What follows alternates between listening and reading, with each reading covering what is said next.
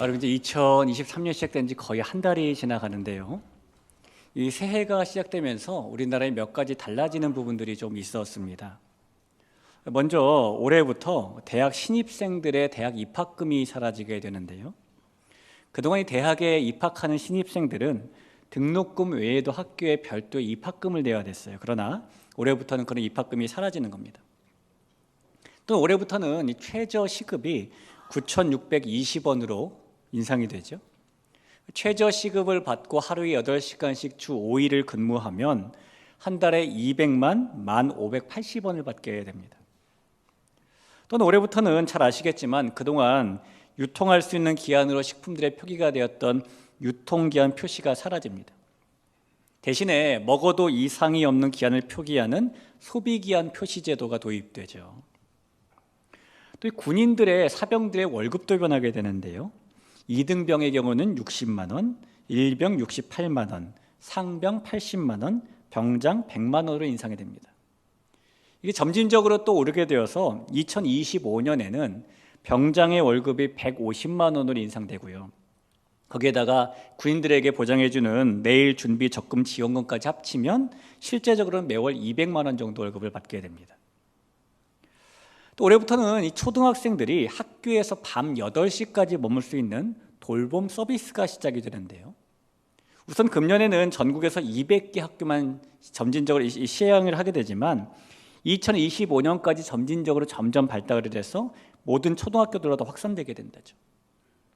그동안 아이들과 부모들 입장에서는 시간에 따라서 이리로 갔다가 저리로 갔다가 또 다른 데로 갔다가 이렇게 왔다 갔다 하는 번잡한 부분들이 있었는데 학교라는 한 공간에서 이루어진다고 하니까 이 서비스라는 말을 붙이기에 합당한 것 같아요. 여러분, 서비스라는 게 무엇일까요? 그 일본에는 방학숙제 대행 서비스라는 게 있대요. 말 그대로 아이들의 숙제를 대신해 주는 것인데 숙제해 주는 금액을 보니까 깜지 숙제는 한 장에 500원, 독후감 한 편에 500엔, 독후감을 한 편에 3,000엔, 또 리포트 한 편에는 5,000엔의 비용을 받는다고 합니다. 이 숙제를 어른들이 대신해 주는 것인데 어른들이 어떻게 아이들의 글씨체를 따라할 수 있을까 걱정이 되겠지만 걱정할 건 없는 것이 이 프로의식으로 똘똘 뭉친 그 직원들이 어떤 아이들의 글씨체도 다 흉내내서 똑같이 할 수 있다고 합니다. 또 일본에서 시작이 되어서 우리나라에서도 지금 이루어지고 있는 일 가운데 사과 대행 서비스라는 것도 있어요. 퇴사를 했다거나 이별을 했다거나 뭐 그런 일 때문에 사과는 해야 되겠는데 미안하다고 직접 사과하는 것이 껄끄러운 사람들을 대신해서 사과를 대행해 주는 서비스입니다. 가격이 보통은 10만 원에서 20만 원이에요. 다만 직접 얼굴을 보는 직접 대면 접촉 같은 추가 대행 업무가 발생하면 50만 원까지 오르기도 합니다. 이 사과 대행 서비스에는 스페셜 서비스가 있는데요. 대신 울면서 사과하는 서비스가 있어요. 그럴 땐 추가 비용이 발생하겠죠. 여러분, 이렇게 숙제를 대신해 주거나 사과를 대신해 주거나 이런 걸 서비스라고 부르긴 하지만 사실은 서비스라고 이름 붙이기에는 애매합니다. 왜냐하면 그런 것은 이름은 서비스지만 실제로 내가 돈을 내고 받는 것이기 때문이죠. 이 서비스는 봉사, 섬김이란 뜻이잖아요. 그래서 돈을 내지 않고 대가 없이 받는 게 서비스예요. 어느 식당에 특별한 서비스라는 안내문이 붙은 걸 본 적이 있어요. 몇 가지 내용들도 쭉 있었는데 이런 내용이었습니다.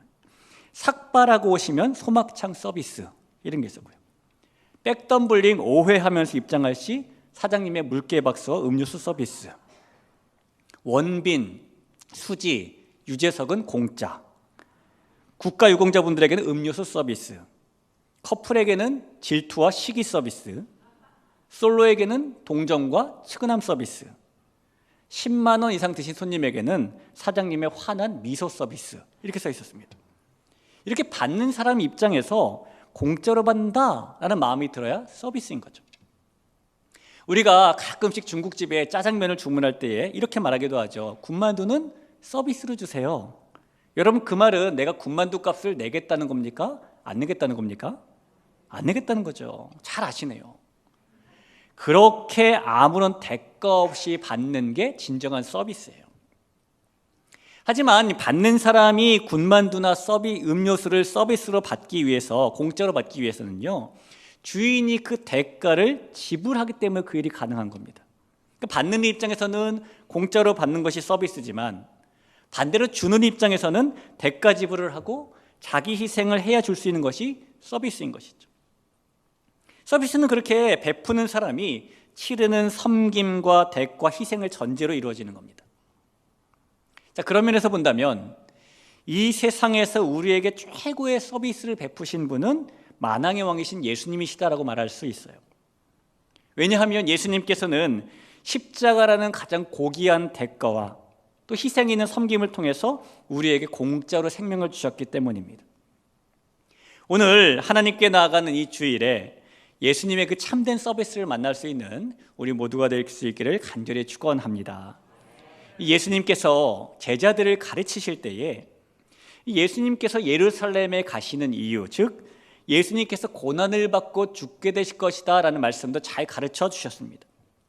그 말씀을 예수님의 순환 예고라고 부르는데요, 주님은 총 3번에 걸쳐서 그런 예고를 하시게 됩니다. 이 마태복음의 말씀을 기준으로 살펴보면 우선 예수님께서는 가이사랴 빌립보에서 베드로가 주는 그리스도시요 살아계신 하나님의 아들이십니다라고 고백한 후에 자신이 받으실 순환에 대해서 첫 번째로 예고하셨어요. 그게 마태복음 16장 21절에 있는데요, 이때로부터 예수 그리스도께서 자기가 예루살렘에 올라가 장로들과 대제사장들과 서기관들에게 많은 고난을 받고 죽임을 당하고 제3일에 살아날 것을 제자들에게 비로소 나타내시니라고 말하죠. 그리고 예수님께서 어느 날 베드로와 야고보와 요한을 데리고 따로 높은 산에 올라가셔서 그 용모가 변화되신 적이 있으셨는데, 그 후에 산에서 내려오시는 길에 자신이 받으실 순환에 대해서 두 번째로 말씀을 하셨습니다. 마태복음 17장에 써 있어요. 내가 너희에게 말하노니 엘리야가 이미 왔으되 사람들이 알지 못하고 임의로 대우하였도다. 인자도 이와 같이 그들에게 고난을 받으리라 하시니. 그리고 오늘 우리가 읽은 본문 바로 앞에서 예수님께서는 함께 예루살렘으로 가는 그 제자들에게 자신이 받으실 순환에 대해서 마지막 3번째로 말씀하십니다. 오늘 본문 바로 앞절인 20장 18절 19절을 보면 보라, 우리가 예루살렘으로 올라가노니 인자가 대제사장들과 서기관들에게 넘겨짐에 그들이 죽이기로 결의하고 이방인들에게 넘겨주어 그를 조롱하며 채찍질하며 십자가에 못 박게 할 것이나 제3일에 살아나니라. 여러분, 예수님께서는 왜 같은 말씀을 이렇게 3번씩이나 반복해서 하시는 것일까요? 누군가가 같은 이야기를 3번이나 했다라는 것은 어떤 의미를 가진 것일까요? 일반적으로 사람들은요, 아주 어린 아이들이나 연로하신 어르신들이 같은 말을 여러 번 반복해서 하게 되면 염려스러운 마음으로 받아들이게 됩니다.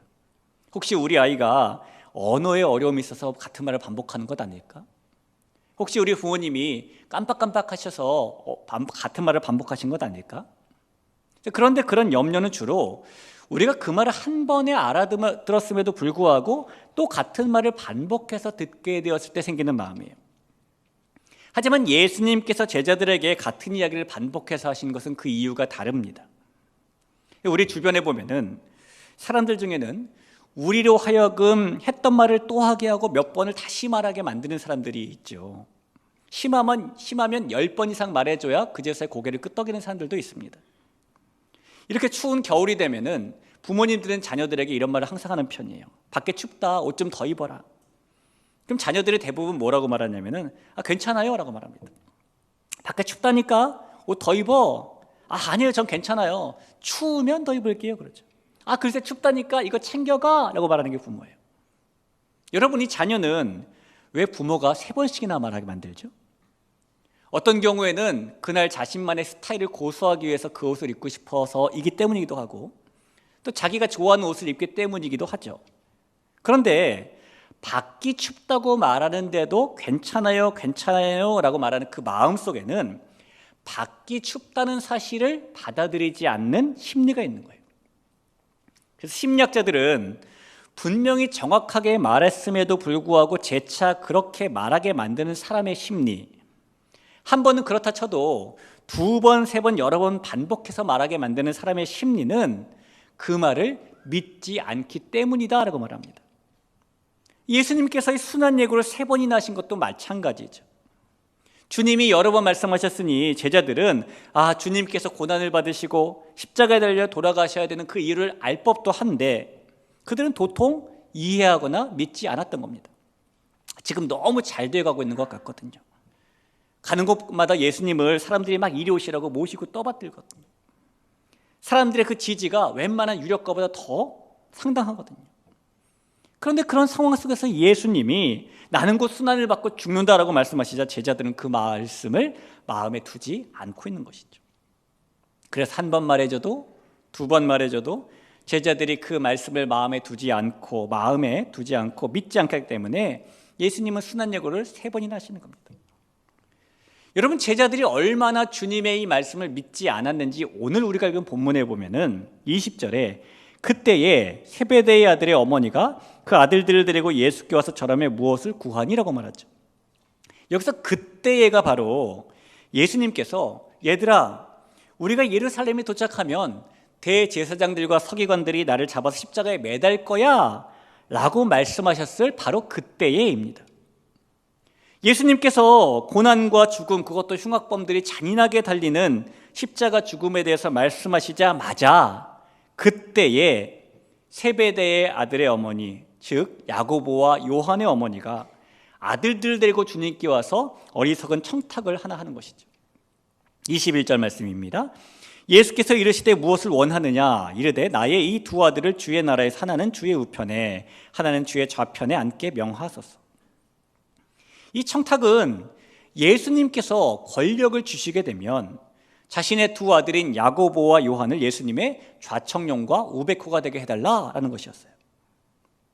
예수님께서 예루살렘에 도착하시면 나는 죽는다라고 말씀하셨음에도 불구하고 이 사람들은 예수님께서 예루살렘에 도착하시면 권력의 주인공이 될 거라고 지금 생각하고 있는 거예요. 그 정도로 예수님의 제자들을 포함한 주변 사람들은 주님의 나라가 예수님의 십자가, 예수님의 고난과 희생으로 이루어진다는 것을 믿지 않고 있었던 겁니다. 3번이나 말씀하시고 또 말씀하셨는데도 여전히 믿지 않고 이런 반응을 보이자 우리 예수님께서 답답하셨든지 이렇게 말씀하셨어요. 22절을 볼까요? 예수께서 대답하여 이르시되 너희는 너희가 구하는 것을 알지 못하는도다. 내가 마시려는 잔을 너희가 마실 수 있느냐? 너희 지금 무슨 말 하는지 알고나 말하는 거야? 내가 마시려는 잔이 뭔지나 이해나 하는 거니? 라고 말하신 것이죠. 여러분, 예수님께서 말씀하신 주님이 마시려는 그 잔이 무엇을 말할까요? 이 구약 성경에 보면 잔이라는 것은 대부분 무엇인가를 상징할 때는 하나님의 공정한 심판을 상징하게 됩니다. 예를 들어 보면 에스겔 23장 33절에 보면 내가 내 형 사마리아의 잔 곧 놀람과 패망의 잔에 넘치게 취하고 근심할지라라고 이 잔을 심판의 패망의 잔이라고 말하고 있죠.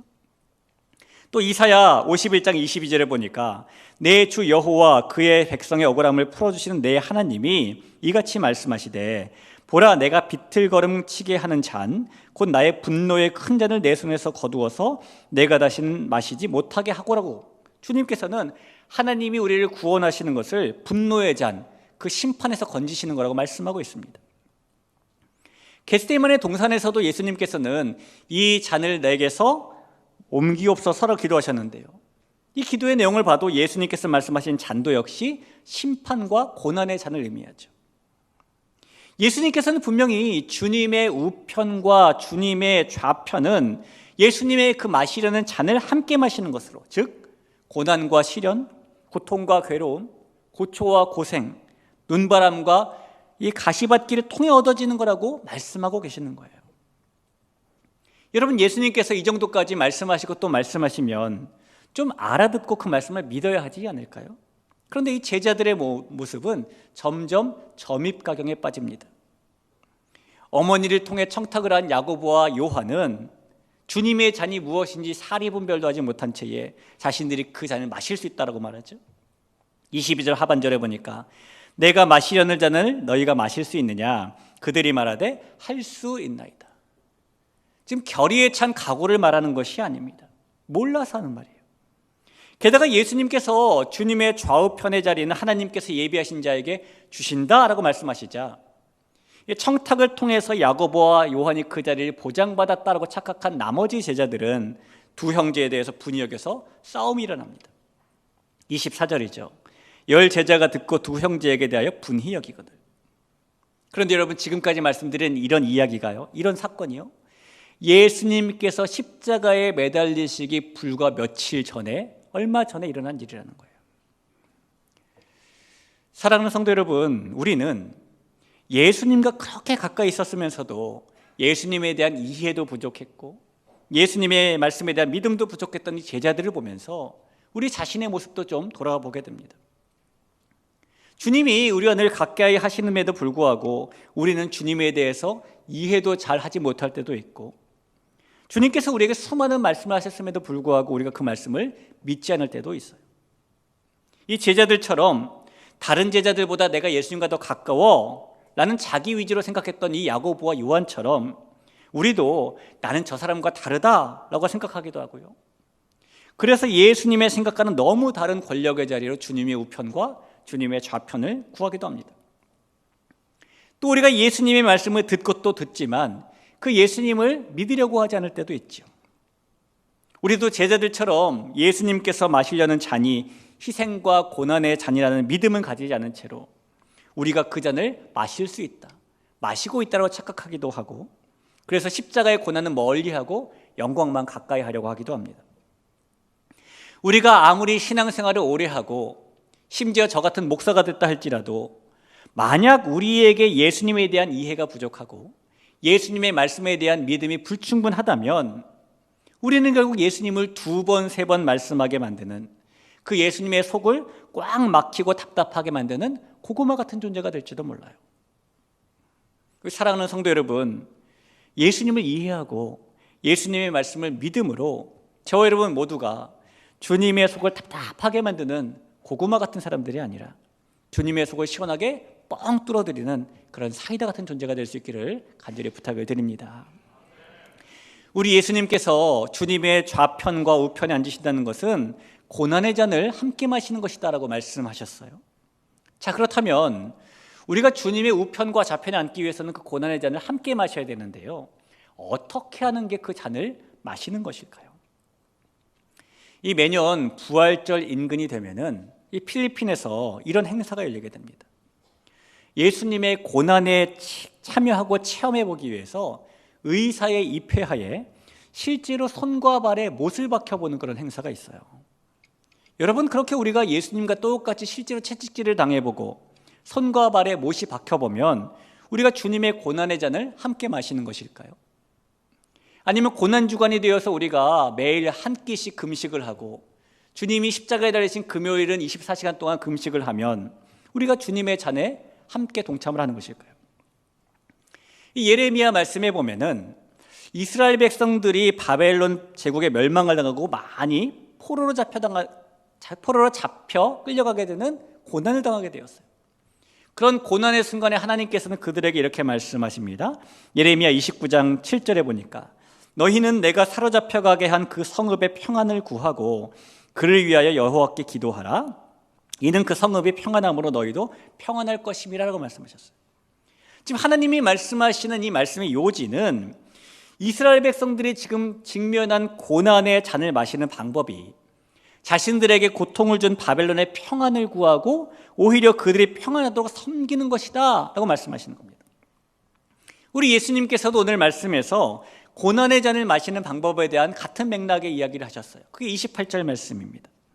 인자가 온 것은 섬김을 받으려 함이 아니라 도리어 섬기려 하고 자기 목숨을 많은 사람의 대속물로 주려 함이니라. 예수님께서 자기의 목숨을 대속물로 주시는 고난을 받으시게 되는데 그런 고난과 희생을 지금 섬김과 동급으로 말씀하고 계시는 겁니다. 즉 주님이 말씀하신 고난의 잔이라는 것은 섬김이라는 방법으로 마실 수 있는 것이다 라고 말씀하시는 것이죠. 오늘 예수님이 말씀하신 대속물은 히브리어로 코페르라고 불러요. 이 코페르는 덮다, 보상하다 그런 의미인데요, 구약 성경에서는 이 몸값을 대신 내주고 자유케 해준다라는 의미로 속전이라는 단어로 많이 쓰이고 있습니다. 그러니까 무엇인가를 되찾아오기 위해서 대신 지불하는 돈, 종이 된 사람을 자유인으로 만들어주기 위해서 대신 내는 돈, 그렇게 대가를 대신 치르고 손해를 대신 보고 대신 희생해서 내는 것이 바로 속전, 대속물이라는 거예요. 그런데요, 시편에 보면 이런 말씀이 있어요. 49편 7, 8절입니다. 아무도 자기의 형제를 구원하지 못하며 그를 위한 속전을 하나님께 바치지도 못할 것은 그들의 생명을 속량하는 값이 너무 엄청나서 영원히 마련하지 못할 것임이니라 라고 합니다. 종이 되었던 자를 위해서 속전의 돈을 낼 수는 있고 잃어버린 걸 찾아오기 위해서 속전의 돈을 낼 수는 있지만 심판받을 형제의 생명을 살리기 위해서 하나님께 내야 되는 속전은 이 돈으로 낼 수 있는 것이 아니어서 아무도 마련할 수가 없다라는 거예요. 왜냐하면 심판받을 생명에 대한 속전은 대신 심판받는 걸로 지불되는 것이기 때문입니다. 어느 누가 다른 사람을 해서 대신 심판받을 수 있겠습니까? 대신 형벌을 받고 대신 죽고 대신 저주를 받는, 대가를 치르고 손해를 보고 희생을 하는 그 일을 할 수 있는 사람이 아무도 없다는 거예요. 예수님께서는 마가복음 8장 37절에서 사람이 무엇을 주고 자기 목숨과 바꾸겠느냐라고, 사람들이 자기 목숨을 무엇과도 바꾸지 않는 가장 소중한 것으로 여긴다고 말씀하셨는데요, 그래서 아무도 못하는 것이죠. 그런데 예수님께서 자기 목숨을 그 대속물로 주시겠다는 겁니다. 아무도 할 수 없는 고난을 받고 목숨을 대가로 치르고 희생하는 그 일을 예수님께서 하시는 것이고, 예수님께서는 그렇게 하시는 것을 섬김이라고 지금 부르고 계시다는 거예요. 여러분, 그러니 우리 주님께서는 이 섬김이 고난의 잔을 함께 마시는 방법이라고 말하는 것 아니겠습니까? 이 세상에 많은 종교가 있지만 그 대부분의 종교들은 사람이 신을 섬겨야 된다고 말을 해요. 그러나 신이 인간을 섬긴 종교는 기독교가 유일합니다. 우리가 믿는 하나님께서는 인간 위에 군림하시면서 욕심을 부리고 그렇게 하는 제왕적인 하나님이 아니시라 사람인 우리를 먼저 섬기시는 하나님이십니다. 다윗이 하나님의 은혜로 주위의 모든 원수를 무찌르고 궁에서 평안히 살 수 있게 되었을 때에 그는 하나님을 위해 하나님의 집을 짓겠다라고 말했어요. 하지만 그때 하나님께서는 오히려 네가 나를 위해 집을 짓겠느냐? 내가 너를 위해 집을 지어주겠다라고 말씀하십니다. 사무엘하 7장 11절이에요. 너를 모든 원수에게서 벗어나 편히 쉬게 하리라. 여호와가 또 내게 이르노니 여호와가 너를 위하여 집을 짓고. 그러니까 하나님을 위해 일하고 섬기겠다는 다윗의 마음만 받으시고 하나님께서는 먼저 다윗을 위해 섬기고 일해 주신 것이죠. 여러분, 하나님께서는 우리에게 하나님을 섬기라고 명령하시기 이전에 먼저 우리를 섬기신 분이십니다. 만왕의 왕이신 하나님께서 만인의 종이 되기까지 이 세상에 오셨고 세상의 왕이 아니라 종으로 섬기시면서 우리를 위해 고난의 잔까지 마시시는 섬김을 하셨어요. 우리를 위해 일하시고 섬기시기 위해서 하나님의 아들이신 예수님께서 세상에 오셔서 고난을 통해 대속물이 되신 겁니다. 그 예수님께서 우리를 위해 죽기까지 섬기신 거죠. 한 번 더 28절을 보면 인자가 온 것은 섬김을 받으려 함이 아니라 도리어 섬기려 하고 자기 목숨을 많은 사람의 대속물로 주려 함이니라. 그 섬기는 것이 목숨을 주는 것이라고 말씀하십니다. 하나님의 아들이시며 구원자이신 예수님께서, 그래서 당연히 우리의 섬김을 받으셔야 될 그 예수님께서 도리어 우리를 먼저 섬기신 겁니다. 그리고 그 섬김으로 우리가 살게 된 것이죠. 여러분, 우리가 하나님을 위하여 일하고 섬기기 전에 하나님께서 우리를 위해 먼저 일하시고 먼저 섬기시는 거예요. 하나님께서 먼저 강한 용사로 우리를 위해 싸워주시고, 하나님께서 먼저 피난처로 우리를 보호해 주시고, 하나님께서 먼저 치료제로서 우리의 연약한 질병을 고쳐주시는 겁니다. 그렇게 일하심으로, 그렇게 섬기심으로 우리를 돕고 계시는 겁니다. 사랑하는 대길교회 성도 여러분, 예수님께서 우리를 위해 그 고난의 잔을 마시셨고 예수님께서 우리를 되레 섬겨주셔서 저와 여러분이 살아나게 되었고 살아나게 됐을 뿐만 아니라 주님의 영광의 잔도 함께 마실 수 있게 되었다는 사실을 믿으시기를 부탁드립니다. 여러분, 예수님께서는 오늘 23절에서 이르시되 너희가 과연 내 잔을 마시려니와 내 좌우편에 앉는 것은 내가 주는 것이 아니라 내 아버지께서 누구를 위하여 예비하셨든지 그들이 얻을 것이라 라고 말씀하셨습니다. 우리가 예수님이 마시신 고난의 잔을 그 주님과 함께 마시면 하나님 아버지께서는 주님의 우편과 좌편이란 영광을 예비해 놓으시고 우리에게 얻게 하신다는 겁니다. 예수님의 좌우편에서 주님의 영광을 함께 누리는 것은 고난의 잔을 예수님과 함께 마시는 일, 즉 대가를 지불할지라도 희생을 할지라도 손해를 볼지라도 그래도 섬기는 일을 통해서 이루어진다는 겁니다. 그래서 예수님을 믿고 따라가는 섬기는 그리스도인인 우리는 우리의 섬김이 단지 다른 사람의 필요를 채워주고 도와주기 위한 차원의 섬김이 아니라 예수님의 고난의 잔을 함께 마시는 차원의 섬김이라는 것을 꼭 알아야 해요. 그래서 우리의 섬김에는 분명한 목적이 있는 것인데 누군가의 잃어버린 생명을 살리기 위해 대가를 대신 치르는 섬김을 하는 것이고 누군가를 죄의 종에서 자유하게 만들기 위해서 대신 희생을 하는 섬김을 하는 것이고 사탄에게 빼앗긴 누군가를 되찾아오기 위해서 고난의 잔을 마시는 것, 그것이 우리가 섬김을 하는 유일한 목적인 겁니다. 우리가 직분자로 섬기고 있다면 그 이유는 누군가의 구원을 위한 대가를 치르기 위한 것이고요. 우리가 봉사자로 섬기고 있다면 그 이유는 누군가에게 죄에서 벗어날 길을 알려주기 위한 희생을 하기 위해서죠. 우리가 나보다 연약한 누군가를 돌보고 있다면 그 이유는 그 사람을 되찾아오기 위한 고난의 잔을 마시기 위해서인 겁니다. 그래서 때로는 우리가 시간을 대가로 치르고 때로는 물질을 희생하고 때로는 우리가 체면이 상하고 때로는 좋은 소리 듣는 것을 포기하고 그렇게 고난의 잔을 주님과 함께 마시는 것이 우리가 하는 섬김의 목적이라는 거예요. 예수님께서는 그 제자들이 다른 사람들보다 더 자질이 뛰어나거나 그들의 세상의 영향력이 크거나 그들이 말씀을 듣고 변화될 가능성이 크기 때문에 그들을 선택하신 것이 아니십니다. 예수님께서는 주님처럼 섬김이라는 고난의 잔을 함께 마시자고 제자들을 선택하신 거예요. 그리고 그 제자들은 주님의 바람대로 그런 사람들이 되었습니다. 대가와 희생으로 섬기는 사람들이 되었죠. 예수님께서 제자들을 부르신 것처럼 저와 여러분도 선택하여 부르셨어요. 우리가 예수님처럼 그 제자들처럼 고난의 잔을 마시는 섬김의 사람이 되기 위해서는요, 높은 학벌이 필요한 것도 아니고 우리가 팔방미인이어야 되는 것도 아니고 전문성을 가져야 되는 것도 아닙니다. 우리에게는 오직 고난의 잔을 섬김의 잔으로 받는 은혜로 가득한 마음만이 필요할 뿐이고 예수님처럼 남을 위해 대가를 지불하고 희생하여 섬기는 그런 사랑하는 마음이 필요할 뿐이에요. 로마서 8장 17절에 보니까 자녀이면 또한 상속자 곧 하나님의 상속자요 그리스도와 함께한 상속자니 우리가 그와 함께 영광을 받기 위하여 고난도 함께 받아야 할 것이니라 라고 말씀합니다.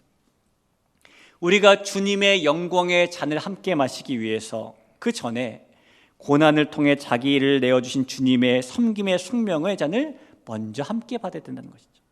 그것이 우리가 가지고 있는 믿음의 모습입니다. 하나님께서 너무 존귀하게 보시는 대길교회 성도 여러분, 예수님처럼 섬김의 일을 하는 것이 예수님의 고난의 잔을 함께 받는 것이라는 것을 믿으시기를 바랍니다.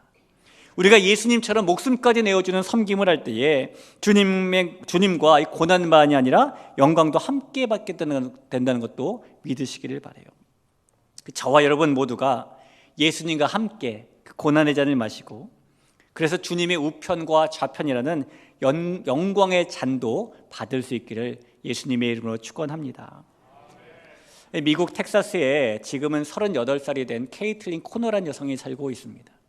이 케이틀린 코너는 9년 전인 29살 때 사랑하는 남편과 결혼을 하게 되었는데요.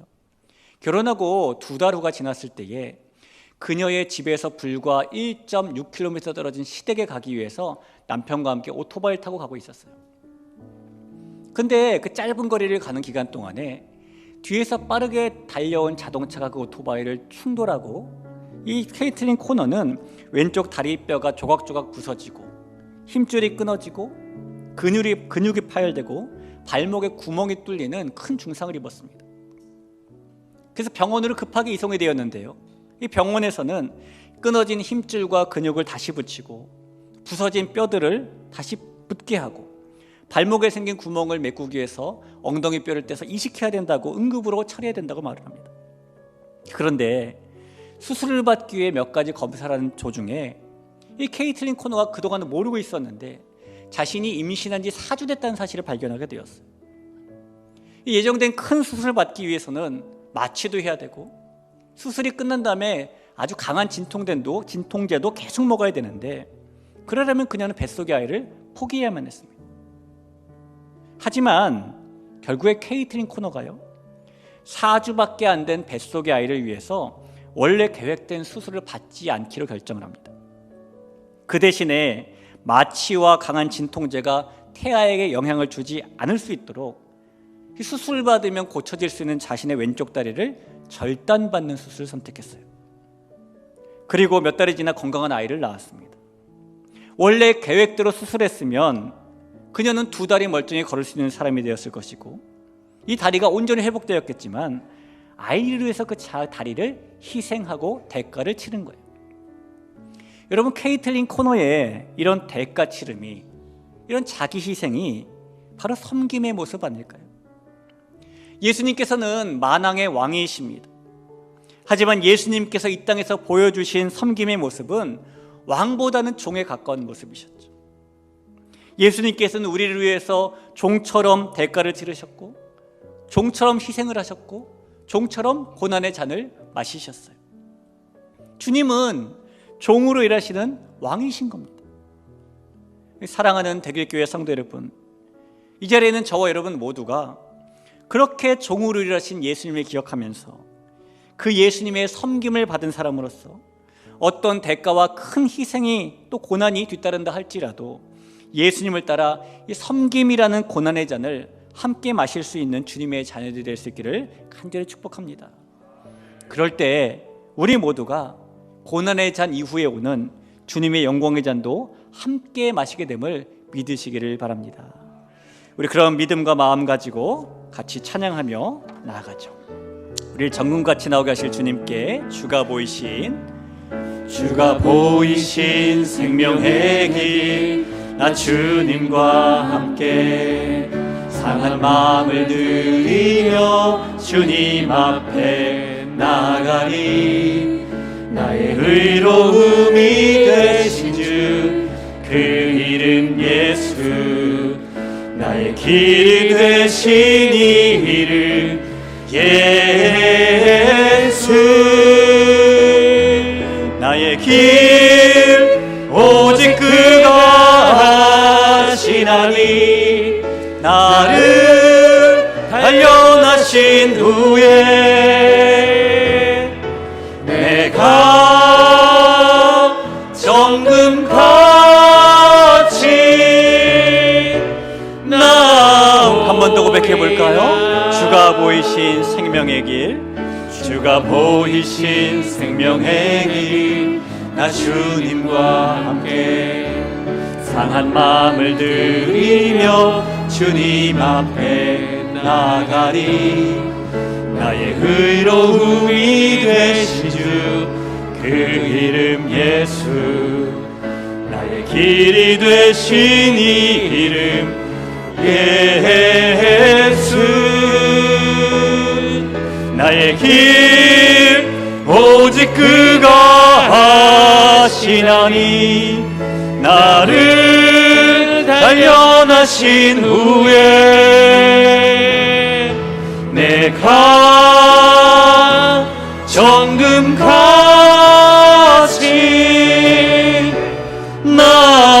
나오리라. 나의 길 오직 그가 하시나니, 나의 길 오직 그가 하시나니, 나를 단련하신 후에 내가 정금같이 나오리라. 우리 시간에 말씀을 기억하며 같이 합심으로 한번 기도하겠습니다. 사랑하는 성도 여러분, 우리 예수님께서는 그 마시시는 고난의 잔을 우리와 함께 마시자라고 말씀하십니다. 그리고 그 고난의 잔을 마시는 것이 섬김의 방법이라고 말씀하세요. 뿐만 아니라 우리가 그 섬김의 모습으로 고난의 잔에 동참하고 나면 우리를 그냥 내어버려 두시는 것이 아니라 우리에게 주님의 우편과 좌편이라는 영광의 잔도 허락하신다고 말씀하십니다. 주님의 고난의 잔을 함께 마시는 저와 여러분이 되길 간절히 소원합니다.